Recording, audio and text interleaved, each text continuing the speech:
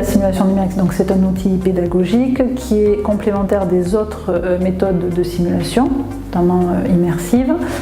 Il permet à l'étudiant de pouvoir être confronté à des situations pour lesquelles il n'aurait pas été confronté dans son exercice dans les lieux de stage. Il s'agit d'un outil très réaliste, notamment par rapport aux signes cliniques du patient.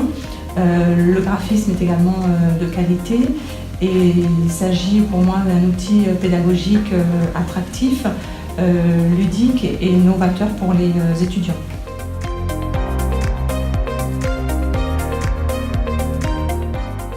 Ce sont des formateurs permanents, donc des experts en pédagogie qui ont conçu ces cas sur l'aspect pédagogique, en tout cas sur l'aspect structuration des éléments questionnants qui vont permettre la construction de la compétence.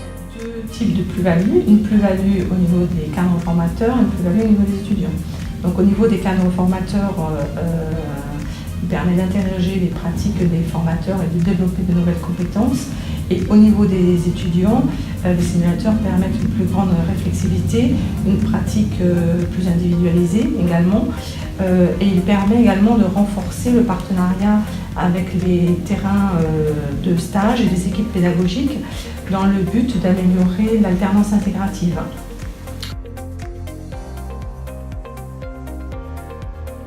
Comme chaque Serious Game est construit sur une compétence, moi je vois le déploiement en suivant finalement les compétences et les semestres auxquels sont rattachées ces compétences. Pour le moment, ça a été pensé plutôt en groupe, dans peut-être une salle avec, on va dire, 4 groupes.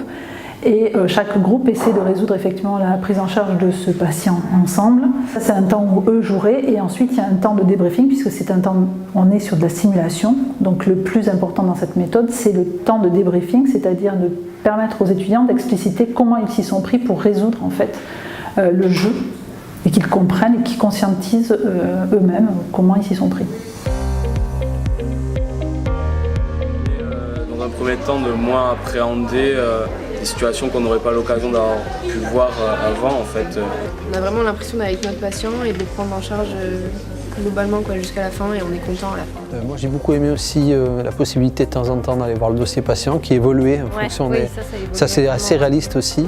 L'intérêt d'avoir un expert de SimForest avec nous, c'était que la personne elle a pu effectivement nous aider à nous dire mais c'est quoi la plus-value d'avoir un patient virtuel et comment vous construisez les questions pour que ce soit l'interactivité qui fasse progresser l'étudiant.